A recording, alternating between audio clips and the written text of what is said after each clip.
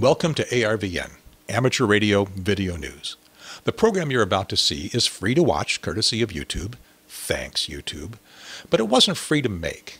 ARVN's got a lot of money invested in video equipment like this sweet camera and that editing system back there. And it takes a lot of time to shoot and edit a program like this.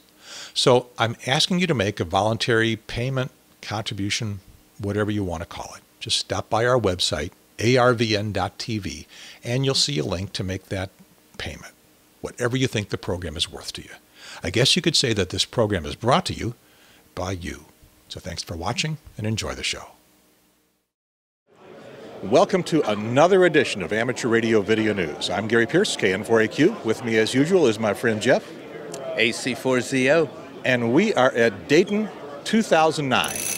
Hello and welcome to another edition of Amateur Radio Video News. I'm Gary Pierce, KN4AQ, and we are at Dayton 2008 for the Dayton Hamvention 2008 tour.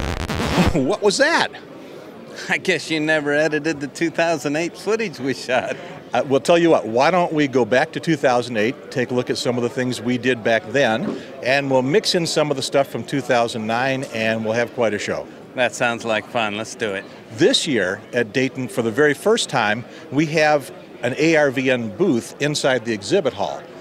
And what a spectacular booth it is. We're selling our DVDs, so we got the tray of DVDs right here. We got the video monitor showing what's going on.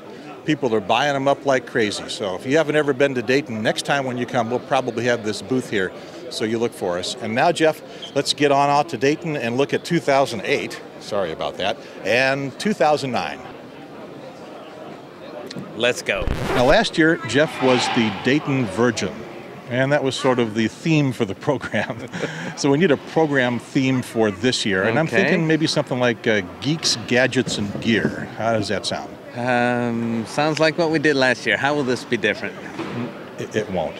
But we'll find different geeks, different gadgets, and I'm sure we're going to find different gear, okay? Okay, all right, let's now, do there is it. one thing that's different, is we're here a day earlier. We're here on Thursday, the big setup day, and there's frantic activity going on all around us. So we're going to be able to show people things they've never seen before here at Dayton. Right. It's really very busy, and I know it will be all weekend, but it's a different kind of busy today. Now, here on Thursday morning, my feet feel pretty good.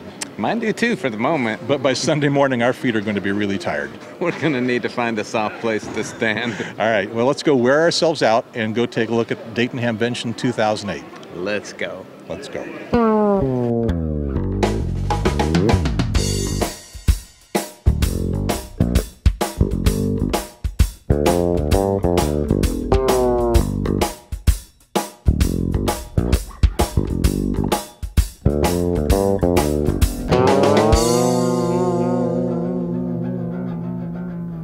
So I only have one question as you guys are getting set up here. Do you have a secret new radio to introduce you can tell me all about? Well, we have a new secret radio, but I can't tell you all about it because it's so secret we don't even know about it yet. Well, here we are in the flea market. It looks mighty sparse right now, and it's really kind of eerie seeing it like this, knowing what it's going to be like tomorrow. There's a few people setting up, and the people that are here are really quite busy, but for the most part, there's just not a lot of people here yet. And you would expect that. It's early Thursday morning still. Oh, hi, I'm Katie, W1KRB, and I'm from the ARRL headquarters. Welcome to ARRL Expo. This is our area here that we come in, basically take a bit of Newington, Connecticut, and plunk it down here in Dayton, Ohio. So when you come visit us here at the Expo, you get to see all the different departments, all the many people that maybe you talk to on the phone, on email, actually get a face-to-face contact with them. And of course, as your membership manager, I highly encourage you to come and join while you're here at the front tables. We have all of our staff here getting the whole area set up. We have an enlarged area this year. We're pretty excited. I've added some new features like our movie room, so stop by and watch a movie and relax, and just other fun stuff like that. So I hope you come by and visit. Thanks for saying hello and 73s to everyone. We'll look forward to seeing you here at Dayton Hamvention 2008. Woohoo! I think we found a different geek for you, Gary. Hi. Hi, nice to meet you, Jeff. And you, welcome to Dayton, Rex. Yeah. A BX6 Alpha Papa. The only way I'm ever going to speak to a BX6 is in person. Yeah, I come from Taiwan, and it's just only a few stations in Taiwan. You came just for the Hamvention? Yeah. Very, very good. Yes, it's I feel very exciting because there are so many ham radio booths and there are so many American ham radio stations. I'm very excited. Well, we're happy to have you. Yeah, thank you. Good. Yeah. Hey, is that your tower there, a mobile tower? That's our mobile tower. Parked in Is the it wrong is place. it for sale? No, it's not. Because I was going to offer, like, would you take $200 for it? Okay, I'm looking for lunch. It is here for the special event station this weekend. Oh, cool. So the only problem is it's in the wrong row. We're gonna move it to the correct row. Okay, you won't take $200 for Not it. $200. Okay. Sorry. Here we're looking at a specialized tire heel antenna, two of them actually, set up as a rotatable dipole, and is going to be used for a special event station. What's going on here? Well, it's just a rotatable dipole. It would be good for portable operation. Now, it's made from two of your Yeah, antennas, all right? it really is two of our motorized antennas in a balanced setup. I'm not sure, but I think this may be a secret stealth tire that ICOM is introducing this year.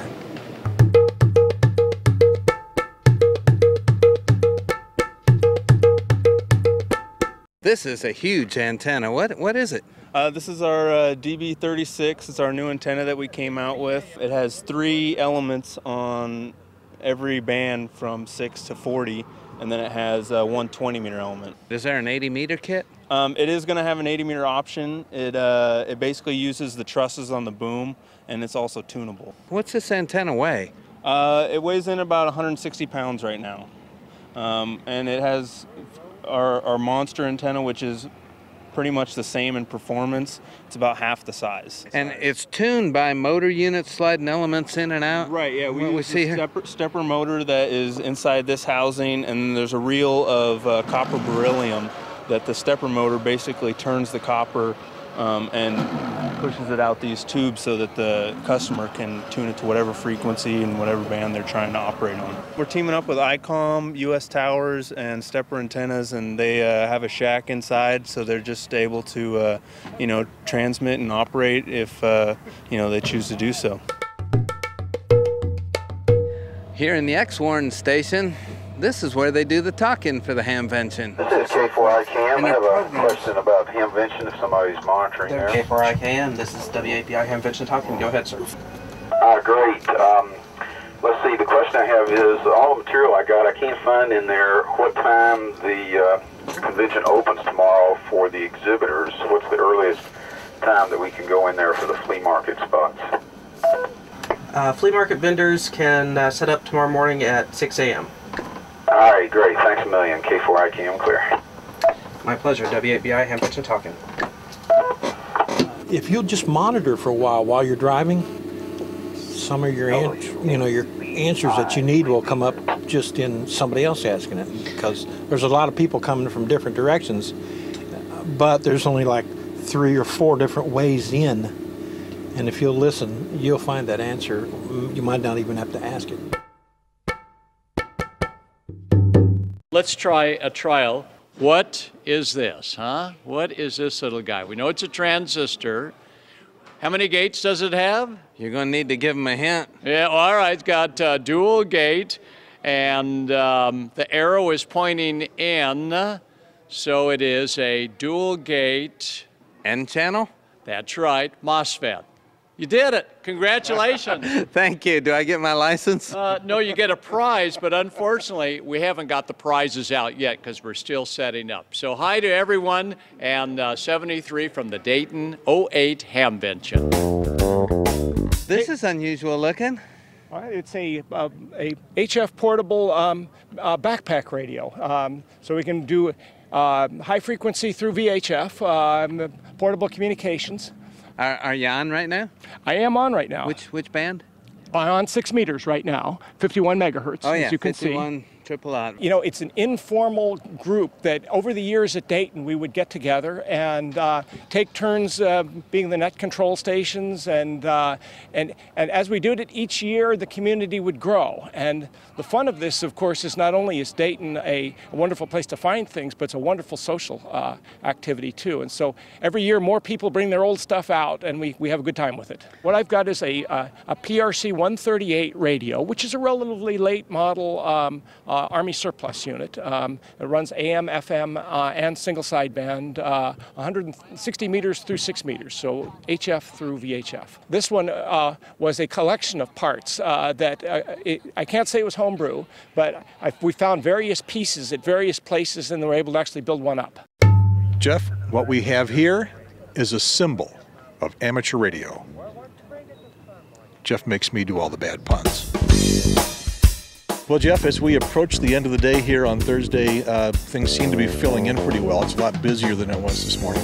Yeah, it's a lot busier than it was this morning, but they got a long way to go. I think they're going to finish it off, though. I think it's going to be a big flea market and a big ham fest. It's going to be busy. Tomorrow morning, I bet between 6 and 8, you think? I think it will be. Well, my feet are feeling pretty good after walking around all day. How are you doing? So far, mine are too. We'll see how they feel at this time tomorrow. We'll be back tomorrow. We'll see you tomorrow morning.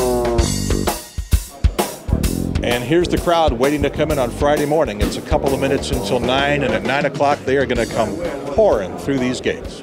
It looks like you're first in line to get into the Hamfest. Are you eager to get in here? Yes, sir. All right, have a good time. Thank you, thank you. And here they come.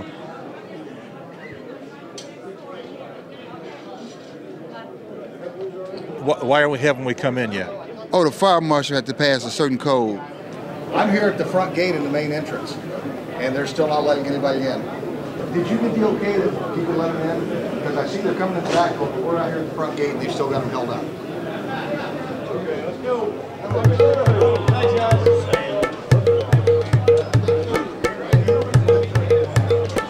So I think what happened is they let everybody in from the back doors first while they were waiting up here.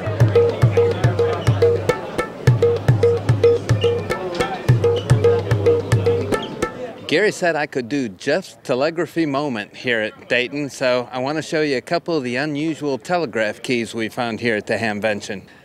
Here's two examples of the McElroy Stream key, produced by Ted McElroy's company. Ted McElroy is an interesting chap who still holds today the world Morse code copying record at 72.5 words per minute. And this apparently is the going price for a McElroy Stream key, $50, and it can be yours. And it is Friday morning, and we're inside the exhibit hall before things have opened up, and I'm talking to Scott from ICOM. Scott, what have you got that's secret that's going to be unveiled this year that you can give me a sneak peek of? Well, we have a brand new product we're actually announcing just this morning. It's the ICOM 7200 right over here. And you can show me? And we have two of them sitting out here live on display. Okay, tell me about it quickly. And it's basically designed to be a ruggedized HF mobile. It's all gasketed. It does HF in 6. It's watertight, so it's not submersible, but it's splash-proof. The front is all basically using this technology that the Marine Division pioneered, and the top's gasketed. You've got the full IFDSP, it's very similar to the ICOM 7000 and some of the larger machines. So it has all filters. There's no filters to buy. The only thing really to buy are handles and brackets and things like that for taking it with you mobile. Has a USB port, that's brand new. On a lot of people have been asking for USB ports for radio control, and we can do that now. And it should be very popular in kind of the emergency services. D-Expedition should be an outstanding D-Expedition radio, all sealed up nice and tight. Okay, so I'll make you an offer. $200, I'll take it with me right now. Exactly. I'd be putting my $200 on there myself, take one home. It's very nice looking. Okay, thanks a lot, Scott. Thank you.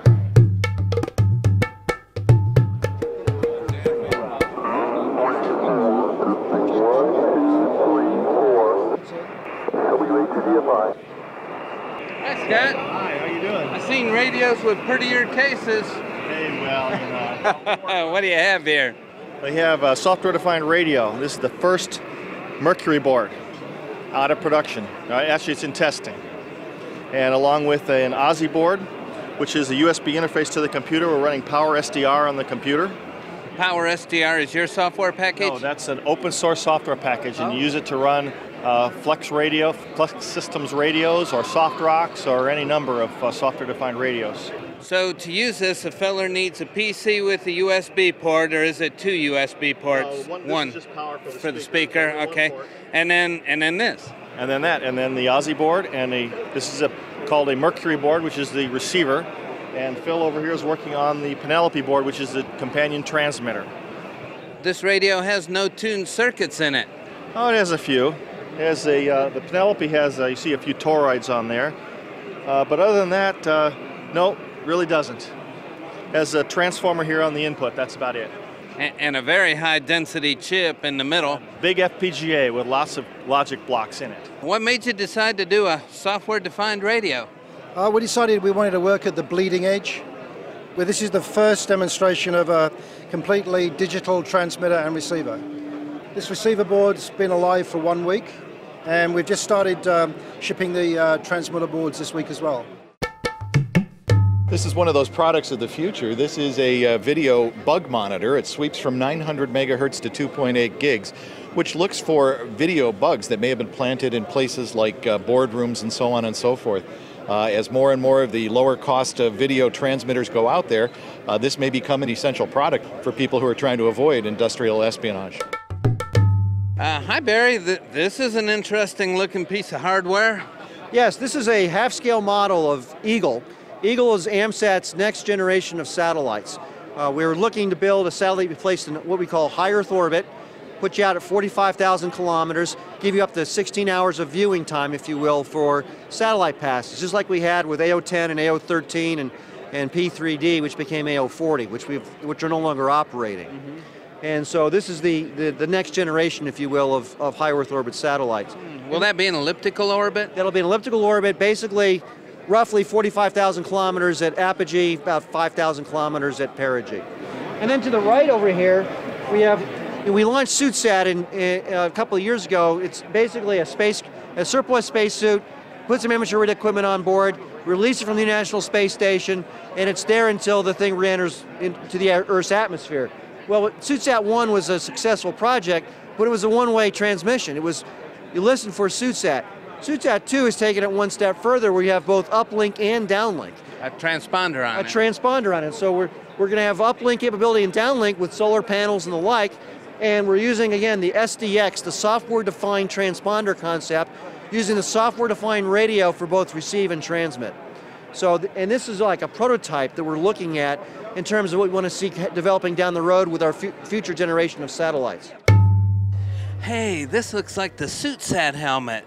I'm gonna put it on.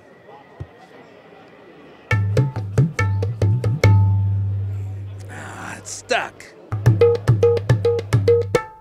I'm here with Owen Gary at W5LFL. Owen, what's your claim to fame? Well, it probably depends on who you ask, but I did happen to be able to take the first amateur radio transceiver into space back in 1983 on Spacelab 1. What was it like operating ham radio in space? It was a fantastic opportunity, very pleased to have that chance, and it was a very busy time because we were doing the first hamming along with a number of other experiments that we had had to do as a part of our job, and so it's just a very pleasure to have this chance to get hamming in space started. Very nice. A little more about the hamming in space? Well, we had to get approvals from NASA, as you can imagine, to get it all taken care of. We had to design a new antenna which could radiate out through the overhead windows right through the pane of the glass so that it did not have to cause a penetration of the hull in any way. And so it took all of that preparation ahead of time to get the proper design of the 2-meter amateur radio transceiver. Very, very good. Thanks for talking with us. My pleasure. Owen Gary at W5LFL. Hey Gary, I think I found you another geek. What do you have here? I've got an Apollo moon suit and ATB transmitter. So we're transmitting live amateur television on 427 megahertz. Where can we see it? We're receiving it out in the tailgating area. We've sent it in the tailgate area. Way up at the far end, there's a receiver and an antenna where my associates are. I'm going back 40 years to about 1970 when I built my first shortwave receiver kit from Knight. It was a Knight kit, and here today we find a new player in the arena who is manufacturing kits. They're just shortwave receiver kits, much like that Knight kit from the late 60s and early 70s. Brings back a lot of memories. I am Japanese ham. This is the first time to be an exhibitor here. Today? Today. Very good. Last night I couldn't sleep. I built up this machine. All right. This machine is my dream. I think Ham should make up their rigs by themselves, as Marconi did. But then two problem to collect parts for radio frequency is difficult. Three, rigs need a case. Case is not for electrical technique, different. So I started my company January, and I decide this year I will be an exhibitor here. This is the first step. I'm sorry, I'm not good at English.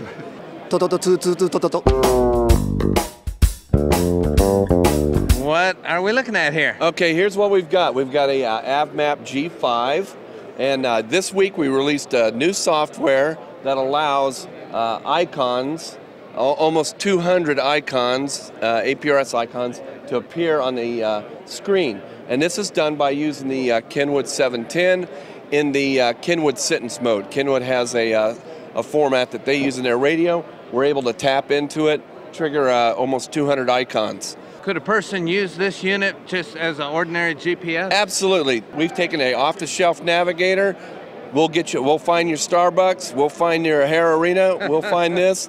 We even have a repeater POI set that load in here with 17,000 repeater frequencies and all the Starbucks you can handle. And here's one, a TS520. How many of you had a TS520? That's right, that's a Kenwood. All right, last one, I promise. This comes from the general class book.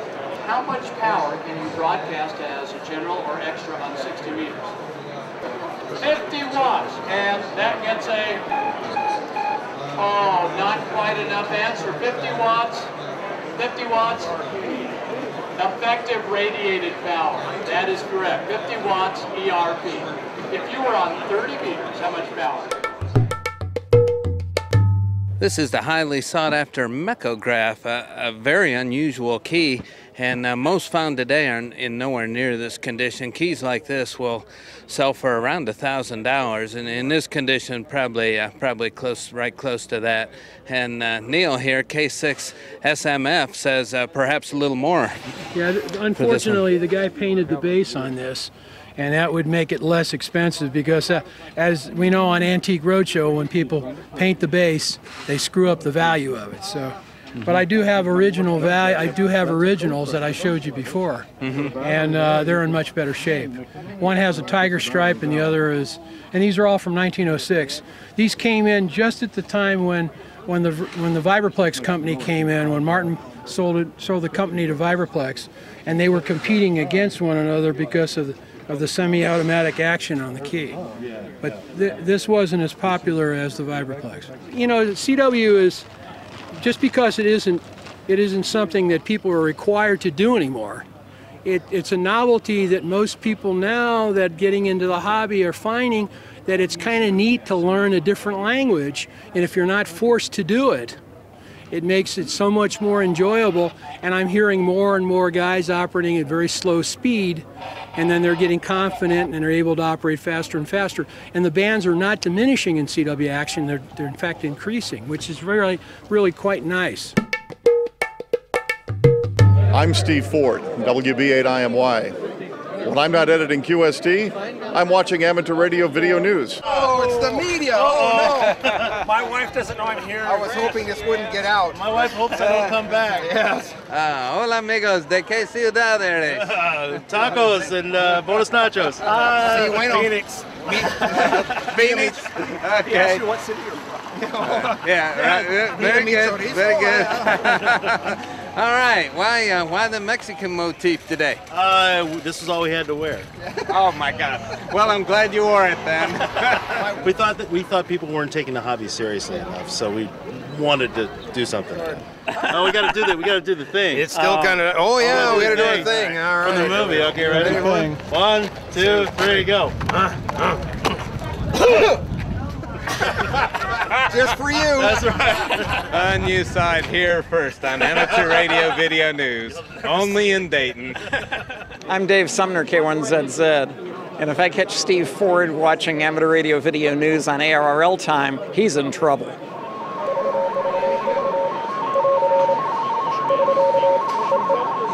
A few minutes ago, it looked to me like you keyed CW and that thing transmitted RTTY. Yeah, that's exactly what it does. Oh my goodness, a telegrapher's dream. Tell me about that. Well, I had actually never operated data modes myself until we started working on the K3. The idea is that CW is a conversational mode, and I wanted to make data modes just like that, a conversational mode. So when you tune in an FSK or a PSK31 signal on the K3, it will decode and display the signal on the VFOB display, and then if you hit the key, it will send in that mode. So we're actually sending RTTY right now, even though you hear it as CW on the keyer panel. And if it receives an RTTY signal, we see the text right across the screen? Exactly, yeah. And it's just enough of a display that you can actually keep track and copy the signal. It will copy PSK31 and RTTY right on the display. That certainly is a full-featured rig for one that don't operate single sideband. Actually, you should hear our customers rave about the single sideband. It's an outstanding sideband radio. Wayne, I have read the article in QST in April where they tested it. Yes. I'm specifically interested in the IP3 values on every transceiver. They had put 2 kilohertz signal distance in and have plus 26 dB or so. Is that correct, done, or is it 5 kilohertz? What should that was 2. Is it really true? Well, they said in the article itself that the K3 is the first rig they've ever measured that had better than 100 dB of IMD dynamic range at a 2 kilohertz offset. How have you been doing that? Well, we designed our own very high-level mixer, and we have a high-level preamp and a high-level post-amp, and we down-convert to a low IF where we can design crystal filters with bandwidths as low as about 200 hertz. You're listening to right now, and this is a 200 hertz roofing filter. Nobody else has a 200 hertz roofing filter. That's right. At what frequency? 8.215. Yeah. So you're actually listening to the main receiver in a 200 hertz crystal filter, and if I crank the subreceiver up now, what you're hearing now is the subreceiver in a much wider passband. So you can listen to the DX station in the main receiver with a very narrow bandwidth, and then tune the pile up in a wider bandwidth and listen to both at the same time. Everybody talks about the roofing filters, but the DSP filters are sometimes the practical filters that you might use just I give that Q&A session a geekosity factor of 9.7. And the Chinese judge gives it a 6.6. No, he held that upside down. It's a 9.9. We are extremely geeky. Here in the ARRL booth, there's a brand new communications van. I bet it's full of the most modern equipment, right? Oh, yes, sir. The latest and greatest in 1964. It is the Collins S-Line amateur radio equipment. Of course, in those days, it was the Cadillac of the industry. In 1964, the Amateur Product Division, the managers there put together this van as a sales tool for the amateur sales group, and it traveled around the country. The salesman, the individual salesman, took it to the dealers, took it to shows. As it is here, it was quite an attraction item and a lot of fun. Under normal circumstances, we let folks come in and operate it, see what it's like operating the older classic equipment. What reaction do you get from people when they operate? They're kind of surprised that equipment worked that well in those days. They have the feeling that tube-type equipment does not work as well as the solid-state equipment they have nowadays. What do you suppose they feel when they see this stuff again? Some of them nostalgia. Some of them, I wish I had some of that. Some of them said, I've always wanted some of it. And some guys look at it and say, that's nice, but that's kind of the reactions you get from the crowds. 1964. Jeff, that's the year I passed my novice test. Hi, Brian. Hi, Jeff. How you doing? Good. This is a Collins Collectors Association. Is there also a Collins Base and Emitter Association? Not that I'm aware of. Okay, the Omni 7's been with us a while. What's different? Okay, the Omni 7, essentially what we've done here is we have a rig back at the factory in Tennessee, and people who have come into the booth here at Dayton are able to sit down and actually make contacts from the booth at Dayton with the rig we have set up at our factory. How does it work? Essentially, you've got an Ethernet jack on the back of the rig. You plug it into a router at the remote location. Then you take high-speed access at any high-speed location, run our free software that we have, and you can send CW off the keyboard. You can use a headset with a little microphone like this one, plugged into the PC, talk into the PC microphone, and it's just like you're sitting in front of a radio. All right, so any 2 points on the public internet, one end could have the radio and the other end could have this. That's correct, that's all you need. This is the actual radio itself. You saw the remote software, and this is what it would look like if you're actually sitting in front of it with it on your desk. It looks like a conventional HF rig. It's got an Ethernet jack on the back that you can plug in and use it for remote as well. So I can live in the city and have the radio and the antennas somewhere in the country, so long as I've got a broadband connection at each end. Can I talk to you about what you have here? Yeah, it's a little portable setup. A lot of these HPAC guys, they have everything on their back, and I got a bad back. I can't carry it around, so I do a picnic table portable. Looks like just quite an ordinary briefcase, right?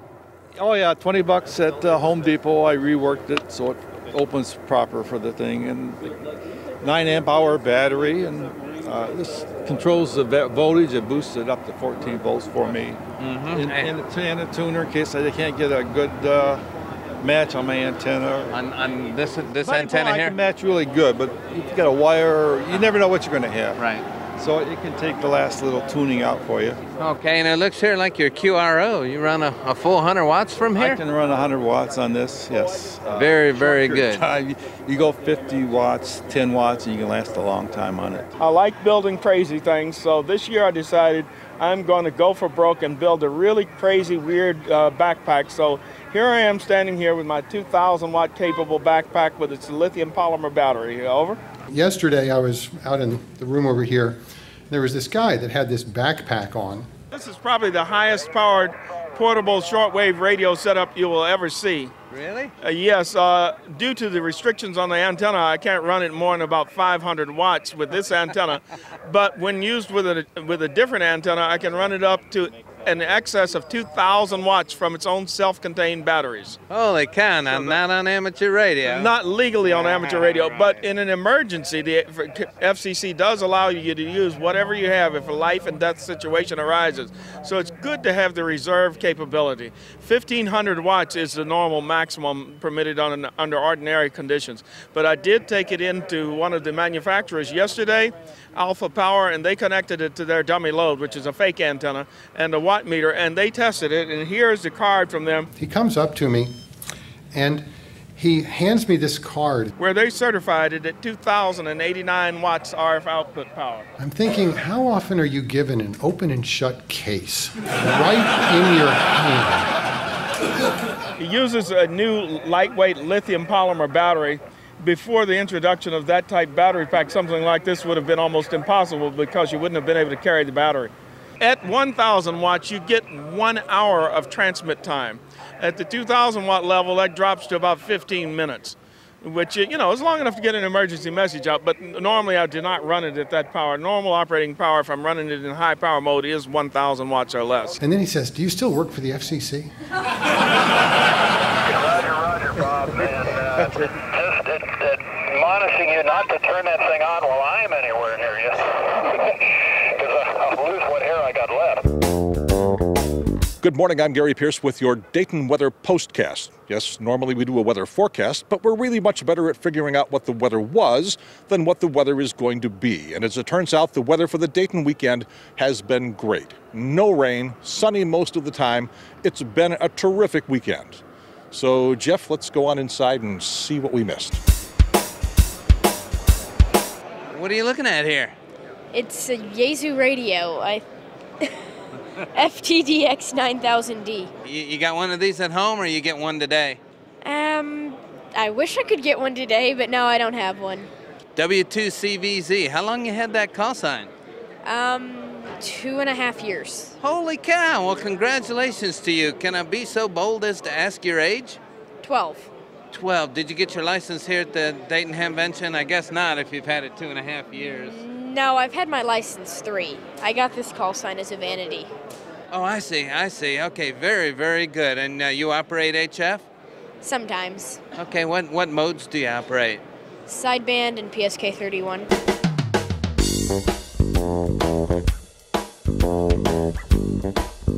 We're here with Gerald Youngblood of Flex Radio Systems. Gerald, what do you have that's new this year?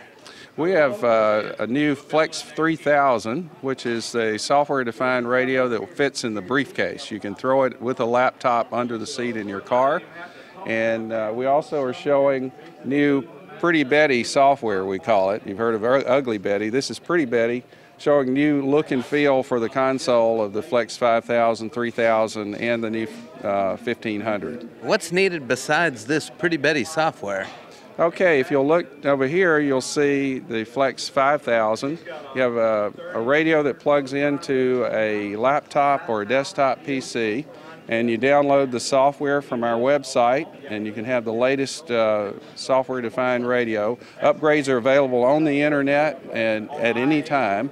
There are a constant stream of new features and new performance enhancement that can simply be downloaded from the internet. We're here with Mike Cannon at Alinco. Mike, what have you got new this year? We have a new tri-band handheld. This is 2 meters, 440, and 1.2 gigs. And the satellite guys love this because it's a full duplex radio, so they can hear their uplink while they're on the air. It does crossband repeat, and we're real excited about this little guy. It's the DJ G7. An HT for the satellite group. Yeah. Who else would like it? I think anybody that likes good quality radios and some flexibility in what they do will like this radio. We always see something interesting at ICOM. What have you got this year? This year we have the new ICOM 7600, which is seen as the replacement for the 756 Pro 3, the smaller brother of the 77 and 7800 radios.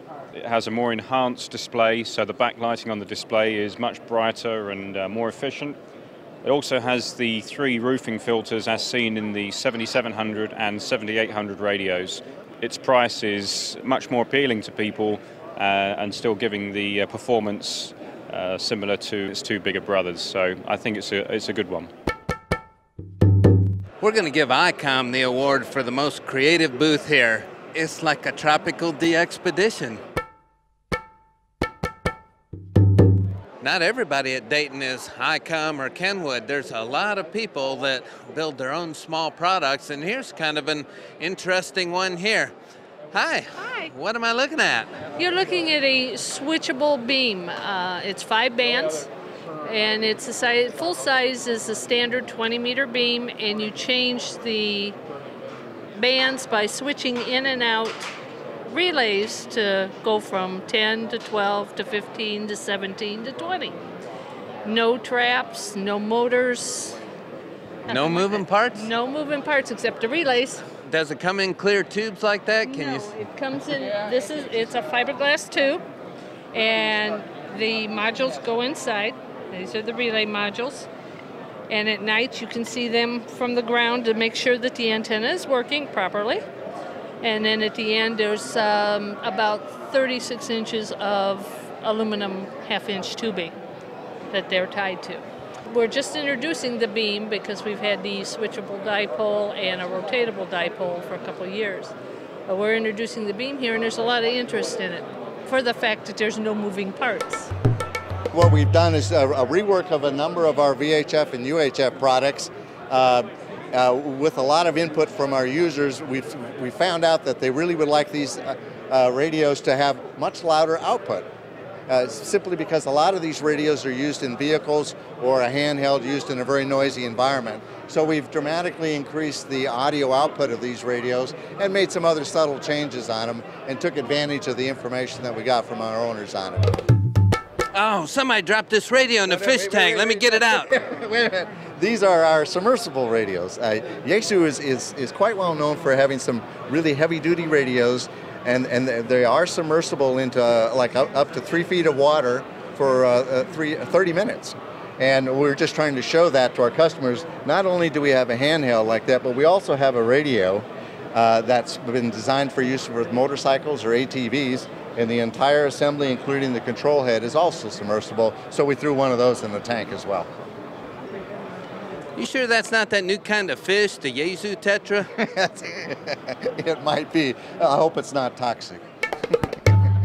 We're here in the DX Engineering booth, and I'm not sure exactly what this is. It appears to be either an antenna or a place to hang your laundry to dry. And looking around here, DX Engineering has a lot of products, almost too many to talk about, so we won't. What do you mean you're not going to show any of our products? Okay. We have what some can you show products me? I'd like to show you here. We come out with an installation tool for installing PL259s. Let me show you how that works. You just take your PL259 after you've trimmed your cable, just start that rascal on there. Get it started by hand. Just install the tool over there, spin it down to contacts, just hold on to that, start turning it. There you go. You have a PL259 installed. Now that looks easy. It is easy. The Hamvention gives away dozens, maybe hundreds of prizes throughout the weekend. The catch is that you have to be present to claim all but the top, I don't know, 10 or so. They'll ship those to you. But what do they do with the rest? Well, at the end of the Hamvention, while all the vendors are packing up, there's a ceremony of sorts in the arena. People fill the stands, and the Hamvention officials introduce themselves. They're usually pretty anonymous. Then they introduce the major award winners, like the Ham of the Year. This video is from 2008, so Ward Silver, N0AX, got that honor. And then they start pulling tickets from the big drum and calling numbers to give the unclaimed prizes to the audience in the stands. And these are some pretty nice prizes. Sometimes it can take a while to call the number of someone who's actually there, but it usually happens pretty quickly. Finally, they announce the top winners. Transfer, Pennsylvania, ticket number 0917917 is the #1 prize winner. Thank you all for being here in 2008, and we look forward to seeing you in 2009. Have a safe trip home, and thank you all. Well, we didn't win. No. But we had a good time. I didn't want the #1 prize. What did you want? 7, 8, 9, or 10. Oh, okay. We didn't win, but we had a great time. Sure did. And do you think I'm going to get you back again next year? Oh, yes, I would like to come back again. Well, Jeff, I think we have done it again. It's been another great year. Yep, I think we're learning how to do this. My feet don't hurt nearly as bad as they did last year. Mine don't either. I must have spent more time sitting around. Well, it helps to have a booth. It helps to have a beautiful booth babe. Thank you, my lovely wife, Cindy. You're welcome, dear. And I guess that's it for Dayton 2009. I'm Gary Pierce, KN4AQ. And Jeff Wittick, AC4ZO. And there's a guy standing right in front of the camera as we say, 73, everybody.